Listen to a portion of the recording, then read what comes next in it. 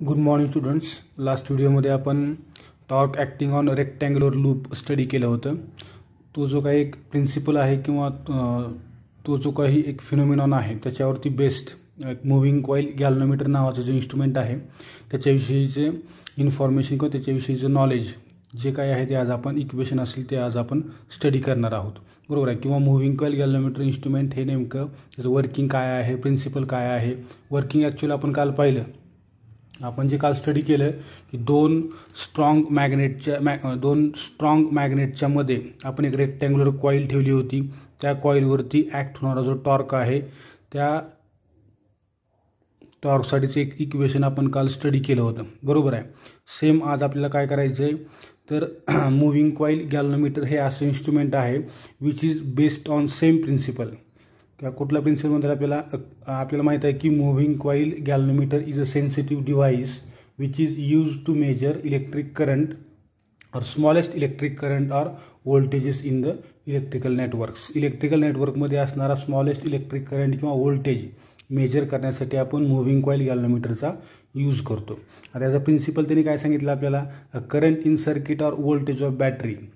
एखाद्या इलेक्ट्रिकल नेटवर्कमध्ये असणारा करंट किंवा एखाद्या बॅटरीचं voltage can be measured in terms of torque exerted by magnetic field on a current carrying coil.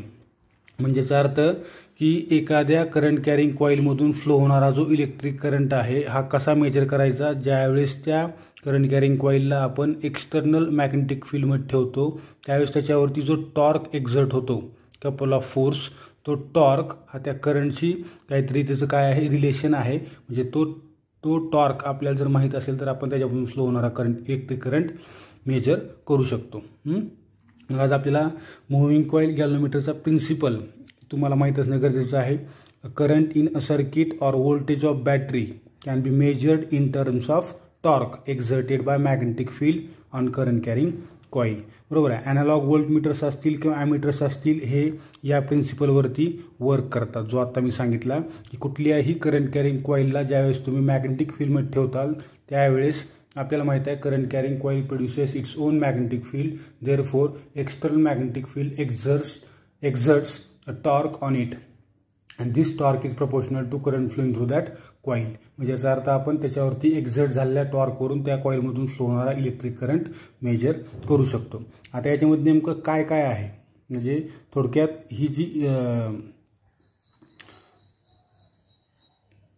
जे इन्स्ट्रुमेंट आहे मूव्हिंग कॉईल गॅल्व्हनोमीटर त्याचा यूज आपण ॲमीटर किंवा व्होल्टमीटर म्हणून करतो. याच्या अगोदर पाहिलेलं आहे आपण की मूव्हिंग कॉईल गॅल्व्हनोमीटरला आपण व्होल्टमीटरमध्ये कसं कन्वर्ट करायचं किंवा मूव्हिंग कॉईल गॅल्व्हनोमीटरला आपण ॲमीटरमध्ये कसं कन्वर्ट करायचं, बरोबर आहे. मूव्हिंग कॉईल गॅल्व्हनोमीटरचा जो रेजिस्टन्स आहे मूव्हिंग कॉईल गॅल्व्हनोमीटरची काय कॅपॅसिटी आहे इलेक्ट्रिक करंट किंवा व्होल्टेज मेजर करण्याची ही कशी आहे, खूप कमी आहे. आपल्याला माहीत आहे it measures a current of the order of 10 milliampere. 10 milliampere इथपर्यंतचाच इलेक्ट्रिक करंट हे इन्स्ट्रुमेंट काय करू शकते, मेजर करू शकते. याच्यापेक्षा लार्ज अमाऊंट ऑफ करंट जर याच्यामधून सेंड झाला तर त्या ठिकाणी काय होईल, ते इन्स्ट्रुमेंट डॅमेज होईल. म्हणजे याचा अर्थ मूव्हिंग कॉईल गॅल्व्हनोमीटर हे एक सेन्सिटिव्ह डिव्हाइस आहे. आता याच्यामध्ये काय काय आहे तर त्याने आपल्याला डायग्राममध्ये दाखवलेलं आहे. डायग्राममध्ये एक नॉर्थ पोल आहे, बरोबर आहे. या साईडला एक साऊथ पोल आहे, बरोबर आहे. इथं आतमधल्या बाजूला एक रेक्टँग्युलर फ्रेम आहे. कशाची तर कॉपरची असेल किंवा ॲल्युमिनियमची असेल, एक चौकोनी रेक्टँग्युलर फ्रेम आहे ज्याच्यावरती नंबर ऑफ कॉपर वायरचे टर्न्स आहेत. जी कॉपर वायर आपल्या केसाच्या जाडीच्या आकाराची कॉपर वायर आहे which is insulated copper wire. त्याच्यावरती एक प्रकारचं कार्बनचं इन्सुलेशन आहे, बरोबर आहे. याच्यानंतर इथं आतमधल्या बाजूला काय आहे, एक सिलेंड्रिकल शेप असणारा एक किंवा थोडक्यात आयर्न नावाच्या मटेरियलचा एक इथं सिलेंडर आहे ज्याचा अर्धा पार्ट या कॉईलच्या अलीकडल्या बाजूला आहे आणि अर्धा पार्ट कॉईलच्या पलीकडल्या बाजूला आहे. याचा यूज काय आहे तर it makes electric field radial. हे सिलेंड्रिकल शेप असल्यामुळं त्या ठिकाणी इथली जी मॅग्नेटिक फील्ड आहे त्या मॅग्नेटिक फील्डला रॅडियल करण्याचं काम किंवा थोडक्यात या रेक्टँग्युलर कॉईलला इझिली रोटेट करण्याचं काम कोण करते, ही सिलेंड्रिकल कोर करते, बरोबर आहे. आणि दुसरी गोष्ट काय, हे आयरन नावाच्या मटेरियलपासून बनलेली ही सिलेंड्रिकल कोर असल्यामुळं या ठिकाणी काय होईल, मॅग्नेटिक फील्ड ही इन्क्रीज होईल, कारण आपल्याला माहिती आहे आयर्न हे काय आहे, फेरोमॅग्नेटिक मटेरियल आहे आणि फेरोमॅग्नेटिक मटेरियलला जर समजा आपण एक्सटर्नल मॅग्नेटिक फील्डमध्ये ठेवलं तर आपल्याला माहिती आहे it strongly magnetised and show magnetic properties. जर आयर्न असेल, कोबाल्ट असेल किंवा निकेल असेल, हे जे काही मेटल्स आहेत यांना म्हणतो आपण फेरोमॅग्नेटिक मटेरियल्स. या फेरोमॅग्नेटिक मटेरियलला जर समजा आपण एक्सटर्नल मॅग्नेटिक फील्डमध्ये ठेवलं तर काय होते, त्या ठिकाणी हे फेरोमॅग्नेटिक मटेरियल स्वतःची स्ट्रॉंग मॅग्नेटिक फील्ड डेव्हलप करतात. आता या ठिकाणी काय आहे, मूव्हिंग कॉईल गॅल्व्हनोमीटरमध्ये सगळ्यात वरच्या बाजूला समजा हा एक रिजिड सपोर्ट आहे, या ठिकाणी फॉस्फर ब्रॉन्झ वायर आहे, त्याला एक इथं मिरर अटॅच केलेला आहे, बरोबर आहे. इथून तुम्ही असा इलेक्ट्रिक करंट सेंड करणार आहात, बरोबर. याला म्हणायचं फॉस्फर ब्रॉन्झ वायर हा मिरर आहे. हा मिरर कशासाठी यूज करतात तर लॅम्प अँड स्केल अरेंजमेंटसाठी यूज करतात. मी पाठीमागच्या एका व्हिडिओमध्ये तुम्हाला लॅम्प अँड स्केल अरेंजमेंट काय असते हे तुम्हाला मी सांगितलेलं होतं, बरोबर आहे. या ठिकाणी अशा पद्धतीने हा लॅम्प असतो, हा मिरर असतो. या ठिकाणी तुमची स्केल आहे, या स्केलच्या खालच्या बाजूला इथं पाठीमागच्या बाजूला इथे एक लॅम्प असतो, दिवा, बरोबर आहे. इथं खालच्या बाजूला टेलिस्कोप असतो आणि इथं 0 मार्क असतो त्या स्केलचा. इकडं असंच 50पर्यंत किंवा 100 सेंटीमीटरपर्यंत, असं इकडं 100 सेंटीमीटरपर्यंत, बरोबर आहे. आणि ज्यावेळेस हा टेलिस्कोप काय करतो, हा टेलिस्कोप या लॅम्पचा जे नंबर ऑफ रेज आहेत त्या सगळ्या रेजला कॉन्सन्ट्रेट करतो आणि एकच रे तयार करून काय करतो, या ठिकाणी या मिररवर टाकतो. आणि मिरर काय होईल त्यावेळेस, मिरर त्या आपल्याला माहिती आहे मिरर काय करतो, रेला रिफ्लेक्ट करतो. रिफ्लेक्ट होऊन तो रे बरोबर अशा ठिकाणी पडला पाहिजे की ज्या ठिकाणी या स्केलचा 0 मार्क आला पाहिजे इथं, बरोबर. अशा पद्धतीने ही स्केल आणि लॅम्प अरेंज केलेली असते.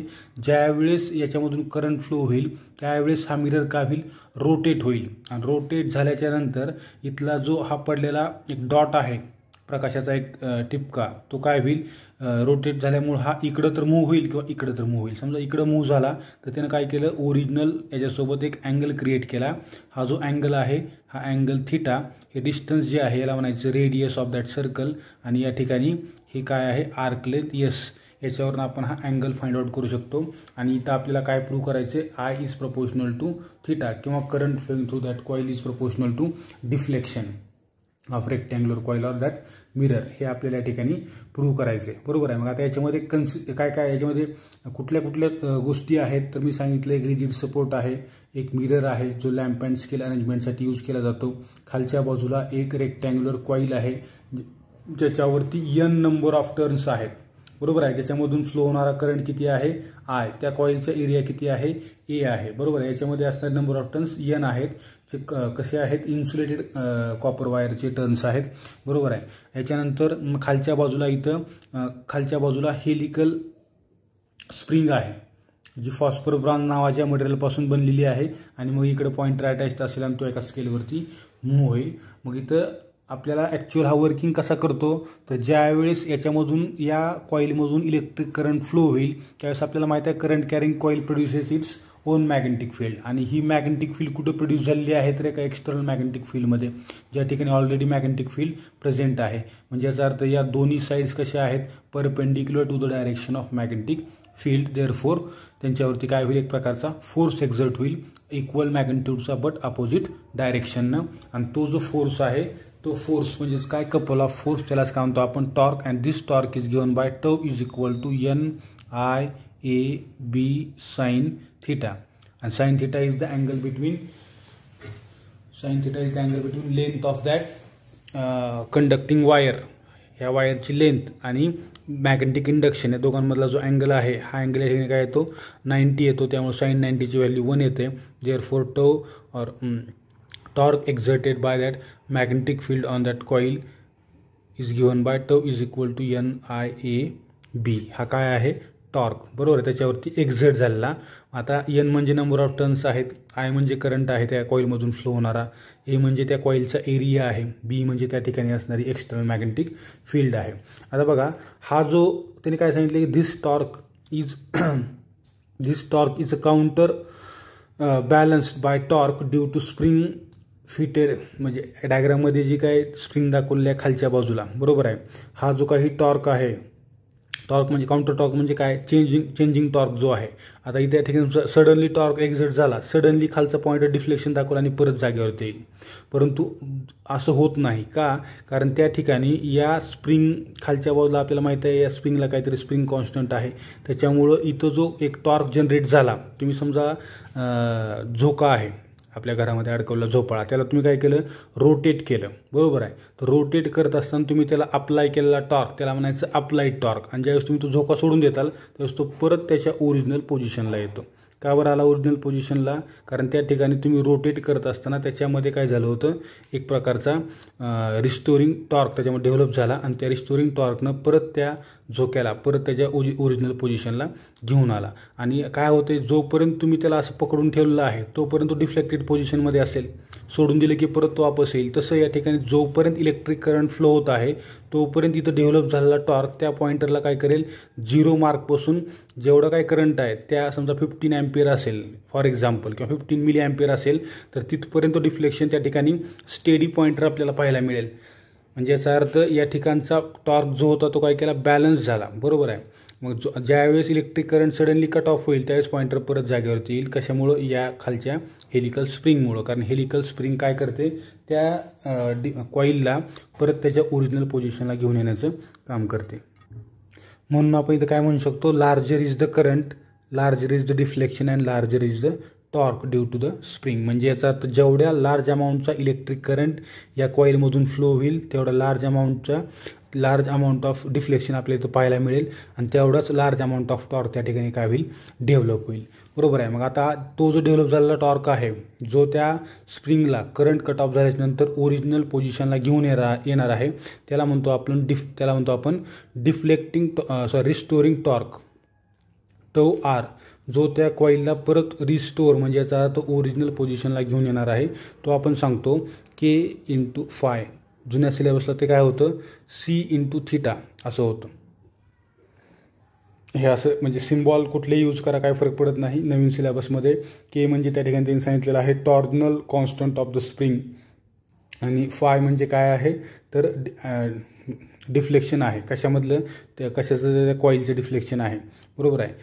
आणि आपण काय म्हणलं होतं की हा रिस्टोरिंग टॉर्क आणि तुमचा त्या ठिकाणी मॅग्नेटिक फील्डने एक्झर्ट केलेला हा टॉर्क हे कसे आहेत, इक्वल आहेत, इक्विलिब्रियम पोझिशनला, बरोबर आहे. म्हणजे याचा अर्थ ज्यावेळेस इलेक्ट्रिक करंट पास झाला समजा 10 मिली अँपियर तर त्या ठिकाणी पॉइंटर एका कॉन्स्टंट डिफ्लेक्शन आपल्याला दाखवत होता किंवा स्टेडी डिफ्लेक्शन आपल्याला पाहायला मिळत होतं.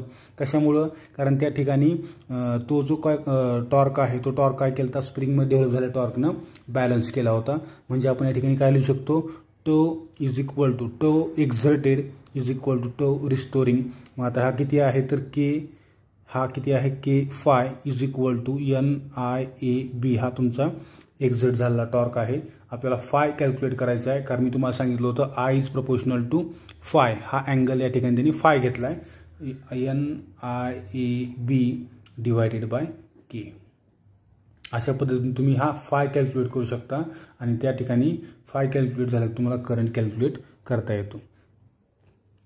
हे त्याचं काय आहे, इक्वेशन आहे. कशाचं तर म्हणजे या इक्वेशनचा यूज करून ह्याला जर आपण व्यवस्थित लिहिलं तर phi is equal to NAB divided by K. याच्यामध्ये ही पूर्ण टर्म कशी आहे, कॉन्स्टंट. म्हणजे याचा अर्थ phi deflection of that coil is directly proportional to current flowing through that coil. अशा पद्धतीने आपण या ठिकाणी इलेक्ट्रिक करंट कॅल्क्युलेट करू शकतो. हे झालं तुमचं मुव्हिंग कॉईल गॅल्व्हनोमीटर. आता याच्यानंतर त्यांनी आणखीन एक टर्म आपल्याला सांगितलेली आहे. याच्यामध्ये आपल्याला पाहायचं मॅग्नेटिक डायपोल मोमेंट कशाला म्हणायचं. मॅग्नेटिक डायपोल मोमेंट हे आपण 11th मध्ये स्टडी केलेलं आहे, ज्याला आपण म्यू या सिम्बॉलनं डिनोट केलेलं आहे. Magnetic dipole moment is the pole strength, product of pole strength into magnetic dipole length. हे जर समजा मॅग्नेटचे समजा हे दोन पोल आहेत, हा नॉर्थ पोल हा साऊथ पोल, या दोघांची मधली लेंथ म्हणजे 2L, याला म्हणतो आपण मॅग्नेटिक डायपोल लेंथ. म्हणजे काय, या ठिकाणी पोल स्ट्रेंथ काय आहे +M, या ठिकाणची काय आहे -M. हे त्यांची मॅग्नेट्यूड फक्त M. हे पोल स्ट्रेंथ ही एक वेक्टर क्वांटिटी आहे. In case of current carrying coil त्या ठिकाणी आपण मॅग्नेटिक मोमेंट NIA असं डिफाईन करतो, where I is the current flowing through that coil A is the area of that coil and N is the number of turns of that coil. अशा पद्धतीनं mu is equal to N I A असं आपण define करतो. In case of bar magnet त्याला आपण असं define करतो. आणि त्याच्यावरती जर समजा अशा प्रकारची कॉईल असेल किंवा एक बार मॅग्नेट असेल जो आपण एक्सटर्नल मॅग्नेटिक फील्डमध्ये ठेवला आहे तर त्याच्यावरती एक्झर्ट होणारा टॉर्क हा असा लिहितो आपण tau is equal to mu B sine theta. आणि in case of coil tau is equal to N I A B sine theta जे आता आपण पाहिलं. बरोबर आहे.